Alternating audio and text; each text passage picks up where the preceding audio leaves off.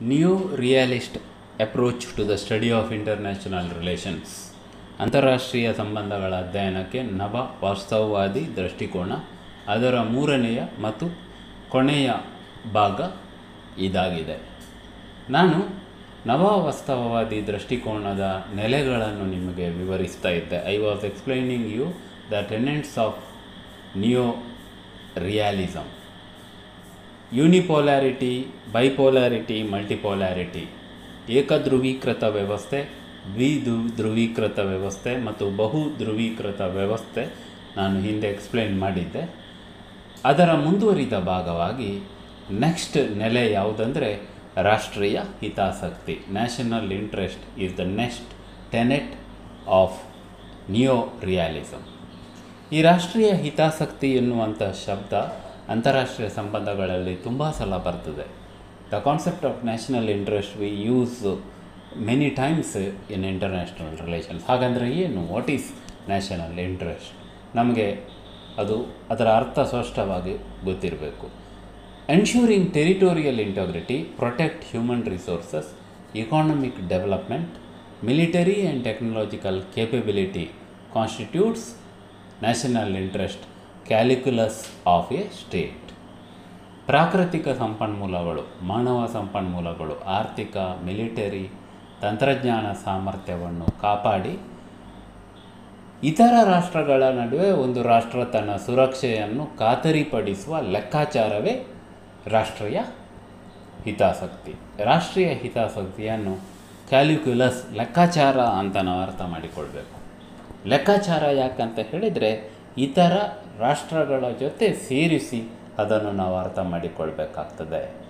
ರಾಷ್ಟ್ರೀಯ ಹಿತಾಸಕ್ತಿಯಲ್ಲಿ ಬರುವ ಮುಖ್ಯ ವಿಷಯಗಳು ಮಾನವ ಸಂಪನ್ಮೂಲಗಳು, ಡೆಮೋಗ್ರಫಿ, ಹ್ಯೂಮನ್ ರಿಸೋರ್ಸಸ್, ಆರ್ಥಿಕ ಶಕ್ತಿ, ಇಕಾನಮಿಕ್ ಪವರ್, ಮಿಲಿಟರಿ ಮತ್ತು ತಂತ್ರಜ್ಞಾನದ ಸಾಮರ್ಥ್ಯ. ಇವು ರಾಷ್ಟ್ರೀಯ ಹಿತಾಸಕ್ತಿಯ ಮುಖ್ಯ ಲೆಕ್ಕಾಚಾರಗಳಲ್ಲಿ ಬರುವ ವಿಷಯಗಳು. ಪ್ರತಿಯೊಂದು ರಾಷ್ಟ್ರ ತನ್ನ ಸುರಕ್ಷೆಯ ದ್ವಂದ್ವತೆಯಲ್ಲಿ ಇರೋದರಿಂದ every nation is in the security dilemma. ಸುರಕ್ಷಾ ದ್ವಂದ್ವತೆ ಅಂದರೆ ದಾಳಿ ಆಗ್ತದೆ ಅಂತ ಅಲ್ಲ, ದಾಳಿ ಆಗ್ತದೆ ಎನ್ನುವ ಸಂಭಾವನೆಯಿಂದ ಸುರಕ್ಷೆಯನ್ನು ಹೆಚ್ಚಿಸಿಕೊಳ್ಳೋದು. Increasing the security with the imagination of potential threat. ಇದು ರಾಷ್ಟ್ರೀಯ ಹಿತಾಸಕ್ತಿಗೆ ಸಂಬಂಧಿಸಿದ ವಿಷಯವಾಗಿರುವುದರಿಂದ, because it is related to national interest, ರಾಷ್ಟ್ರೀಯ ಹಿತಾಸಕ್ತಿ ಯಾವತ್ತೂ ಚಲನಶೀಲವಾಗಿ ಇರುತ್ತದೆ. ಇಟ್ ಈಸ್ ಆಲ್ವೇಸ್ ಡೈನಾಮಿಕ್, ಬದಲಾಗುತ್ತಾ ಇರಬೇಕಾಗುತ್ತದೆ, ಲೆಕ್ಕಾಚಾರದಲ್ಲಿ ಇರಬೇಕಾಗುತ್ತದೆ. It is always in calculus logic. ಇದನ್ನು ನಾವು ಅರ್ಥ ಮಾಡಿಕೊಳ್ಬೇಕು. ಈಗ ರಾಷ್ಟ್ರೀಯ ಹಿತಾಸಕ್ತಿಯ ಕಲ್ಪನೆ ನಮಗೆ ಇನ್ನೊಂದು ಪ್ರಮುಖ ನ್ಯೂ ರಿಯಾಲಿಸಮ್ನ ಅಂಶಕ್ಕೆ ತರುತ್ತದೆ. It brings us to another important idea of new realism: ರಕ್ಷಣಾತ್ಮಕ ವಾಸ್ತವವಾದ ಮತ್ತು ಆಕ್ರಮಣಾತ್ಮಕ ವಾಸ್ತವವಾದ. ಡಿಫೆನ್ಸಿವ್ ರಿಯಾಲಿಸಮ್ ಮತ್ತು ಒಫೆನ್ಸಿವ್ ರಿಯಾಲಿಸಮ್. ಈಗ ಒಂದು ರಾಷ್ಟ್ರಕ್ಕೆ ಎಷ್ಟು ಸುರಕ್ಷೆ, ಒಂದು ರಾಷ್ಟ್ರಕ್ಕೆ ಎಷ್ಟು ಸಾಮರ್ಥ್ಯ, how much security and capability the states see. ಈ ಪ್ರಶ್ನೆಯನ್ನು ಉತ್ತರಿಸುವಾಗ when we try to answer this questions, ರಕ್ಷಣಾತ್ಮಕ ವಾಸ್ತವವಾದ ಮತ್ತು ಆಕ್ರಮಣಾತ್ಮಕ ವಾಸ್ತವವಾದ, ಡಿಫೆನ್ಸಿವ್ ರಿಯಾಲಿಸಮ್ ಮತ್ತು ಒಫೆನ್ಸಿವ್ ರಿಯಾಲಿಸಮ್ನ ಐಡಿಯಾಗಳು ಬೆಳೆದು ಬರ್ತವೆ. ರಕ್ಷಣಾತ್ಮಕ ವಾಸ್ತವವಾದ ಅಂದರೆ ಏನು? What is defensive realism? ಇದನ್ನು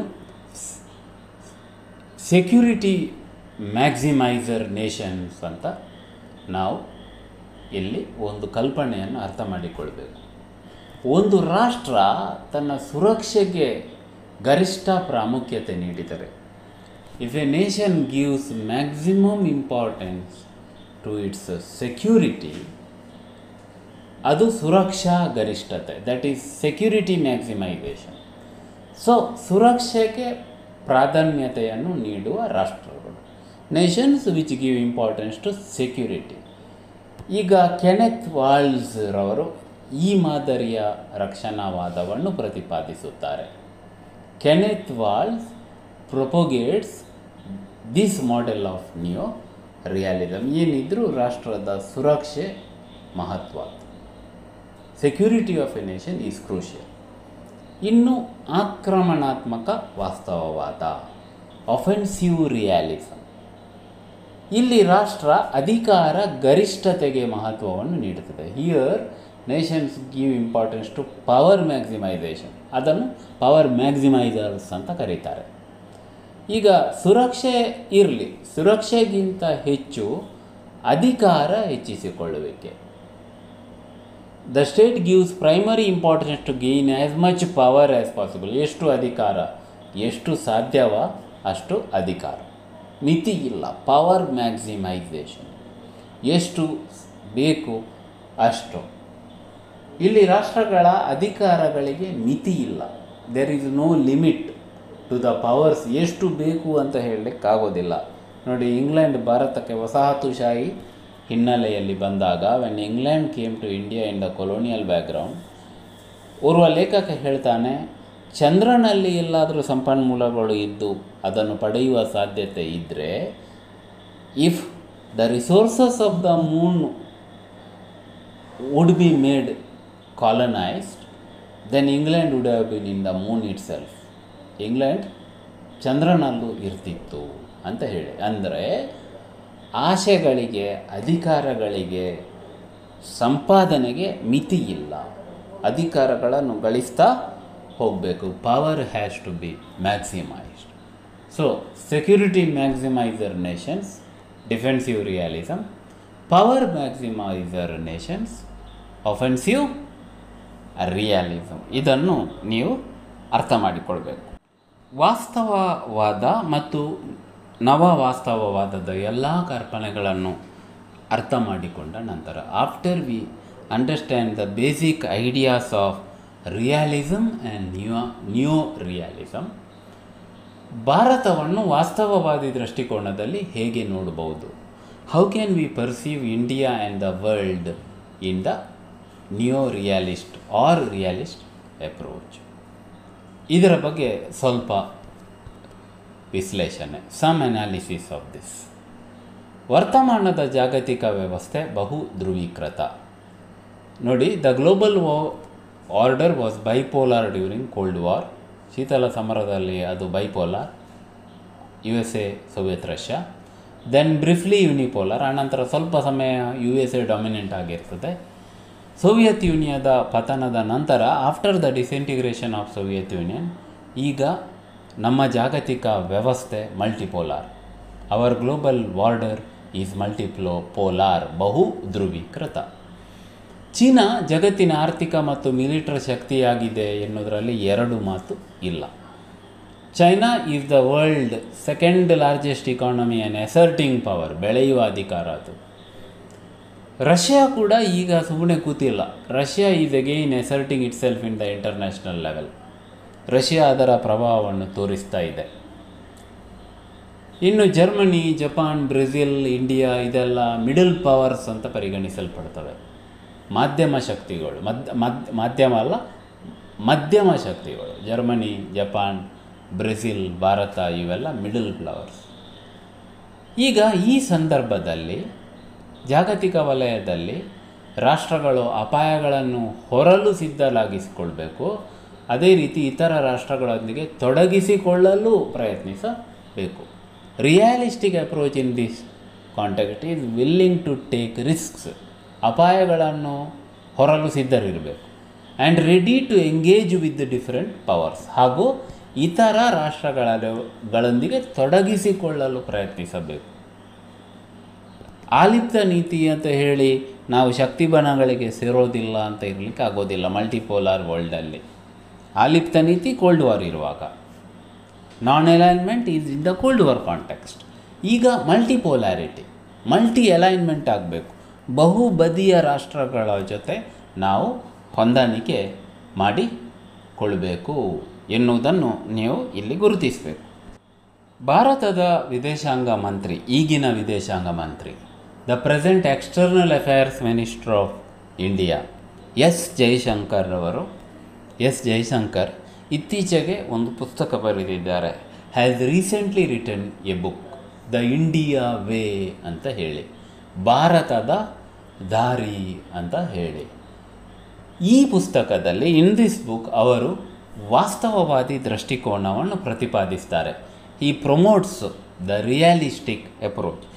ಭಾರತ ಯಾವ ರೀತಿ ವಾಸ್ತವಿಕವಾಗಿ ಇತರ ರಾಷ್ಟ್ರಗಳೊಂದಿಗೆ ವ್ಯವಹರಿಸಬೇಕು, how should India relate with other nations in a realistic way.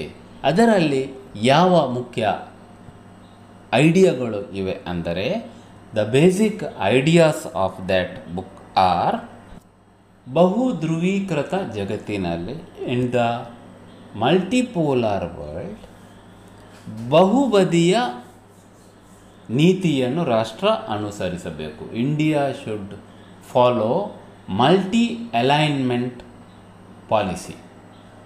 ಬಹು ಅಲೈನ್ಮೆಂಟ್ ಸೇರುವಿಕೆಯ, ಬಹು ಹೊಂದಾಣಿಕೆಗಳ ವಿದೇಶಾಂಗ ನೀತಿ. ನೋಡಿ, ಅಲ್ಲಿ ಹೇಳ್ತಾರೆ, Bharat India should engage with America, USA ಜೊತೆ ತೊಡಗಿಸಿಕೊಳ್ಬೇಕು. ಮ್ಯಾನೇಜ್ ಚೀನಾವನ್ನು ಮ್ಯಾನೇಜ್ ಮಾಡಬೇಕು. ರೀಎಶ್ಯೂರ್ ರಷ್ಯಾ ನಮ್ಮ ಓಲ್ಡ್ ಫ್ರೆಂಡ್, ನಮ್ಮ ಗೆಳೆಯ ರಾಷ್ಟ್ರ, ಅದಕ್ಕೆ ಮತ್ತೆ ನಾವು ರೀಎಶ್ಯೂರೆನ್ಸ್ ಕೊಡಬೇಕು, ಗ್ಯಾರಂಟಿ ಕೊಡಬೇಕು, ಗೊಂದಲಗಳನ್ನು ಸೃಷ್ಟಿಸಬಾರ್ದು. ಕಲ್ಟಿವೇಟ್ ಯುರೋಪಿನ ಜೊತೆ ನಾವು ಇನ್ನೂ ಹೆಚ್ಚಿನ ಸಂಬಂಧಗಳನ್ನು ಬೆಳೆಸಿಕೊಳ್ಬೇಕು ಮತ್ತು ಜಪಾನನ್ನು ಆಟಕ್ಕೆ ಹೆಚ್ಚು ತೊಡಗಿಸಿಕೊಳ್ಬೇಕು. Bring Japan into the play. ನೋಡಿ, ಜೈಶಂಕರ್ ಅಲ್ಲೊಂದು ಮಾತು ಹೇಳ್ತಾರೆ, ನಾವು ಆಲಿಪ್ತರಾಗಿದ್ದಾಗಲೂ ಕೂಡ ನಮಗೆ ಯಾರ ತಂಟೆ ಬೇಡ, ನಾವು ನಮ್ಮಷ್ಟಕ್ಕೆ ಇರ್ತೇವೆ ಅಂತ ಹೇಳಿದಾಗ ಕೂಡ, ಈ ಯುಗದಲ್ಲಿ, ಇನ್ ದಿಸ್ ವರ್ಲ್ಡ್, ನೀವು ಆಲಿಪ್ತರಾಗಿರಿ ಅಥವಾ ತೊಡಗಿಸಿಕೊಂಡಿರಿ, ಪರಿಣಾಮಗಳಿಂದ ತಪ್ಪಿಸಿಕೊಳ್ಳಲು ಸಾಧ್ಯ ಇಲ್ಲ. One can not escape from the consequences. ನೋಡಿ, ಈಗ ಕೊರೋನಾ ಎಲ್ಲೋ ಹಬ್ಬಿದೆ, ಆದರೆ ಪರಿಣಾಮಗಳನ್ನು ಯಾರು ತಿಂತಾ ಇದ್ದಾರೆ? Who is facing the consequences? ನಾವು ಇತರ ರಾಷ್ಟ್ರಗಳ ತಂಟೆಗೆ ಹೋಗೋದಿಲ್ಲ ಅಂತ ಹೇಳಿದ್ರು ಕೂಡ ನಾವು ಪರಿಣಾಮಗಳನ್ನು ಎದುರಿಸಬೇಕಾಗ್ತದೆ. ಯಾವುದೋ ರಾಷ್ಟ್ರ ಮಾಡಿದ ಭೂತಾಪಮಾನ ಏರುವಿಕೆಯ ಪರಿಣಾಮವಾಗಿ ಪೋಲಾರ್ ಐಸ್ ಕ್ಯಾಪ್ಸ್ ಮೆಲ್ಟ್ ಆದರೆ, ಧ್ರುವದ ಮಂಜು ಕರಗಿದರೆ ಸಾಗರ ಮಟ್ಟ ನಮ್ಮದು ಹೆಚ್ಚಾಗ್ತದೆ. Sea level rises here also. ಇಂತಹ ಸಂದರ್ಭದಲ್ಲಿ ಒಂದು ರಾಷ್ಟ್ರ ಎಂತ ಮಾಡಬೇಕು? What should a nation do?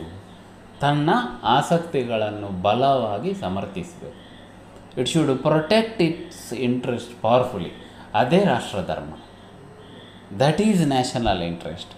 ರಾಷ್ಟ್ರಧರ್ಮವೇ ರಾಷ್ಟ್ರೀಯ ಹಿತಾಸಕ್ತಿ. That is the national interest. ಇದಕ್ಕೋಸ್ಕರ ಆಲಿಪ್ತ ನೀತಿಯಲ್ಲ, ಬಹು ಧ್ರುವೀಕೃತ ತೊಡಗಿಸಿಕೊಳ್ಳುವಿಕೆ. Therefore more than non alignment, it is multi alignment. ಬಹು ಧ್ರುವೀಕೃತ ತೊಡಗಿಸಿಕೊಳ್ಳುವಿಕೆ ಈಗಿನ ಸಮಯ ಮತ್ತು ಸಂದರ್ಭದ ಅವಶ್ಯಕತೆ. Is the need of the present time ಎನ್ನುವುದು ನೀವು ಅರ್ಥ ಮಾಡಿಕೊಳ್ಬೇಕು. ಇಲ್ಲಿಗೆ ನಾನು ನಿಮಗೆ ರಿಯಾಲಿಸ್ಟ್ ಅಪ್ರೋಚ್ ಮತ್ತು ನಿಯೋ ರಿಯಾಲಿಸ್ಟ್ ಅಪ್ರೋಚನ್ನು ವಿವರಿಸಿದ್ದೇನೆ. I have explain to you realist and neo realist approach. ಇದನ್ನೆಲ್ಲ ಇನ್ನೊಮ್ಮೆ ಒಟ್ಟಿಗೆ ಕೇಳಬೇಕು ನೀವು. ಇನ್ ಸೀರೀಸ್ ಕಂಟಿನ್ಯೂಯಸ್ ಆಗಿ ಕೇಳಿ ಅದರಲ್ಲಿ ಇರುವ ವಾದಗಳನ್ನು ನೀವು ಅರ್ಥ ಮಾಡಿಕೊಳ್ಬೇಕು. You should try to understand the logics and arguments involved in it.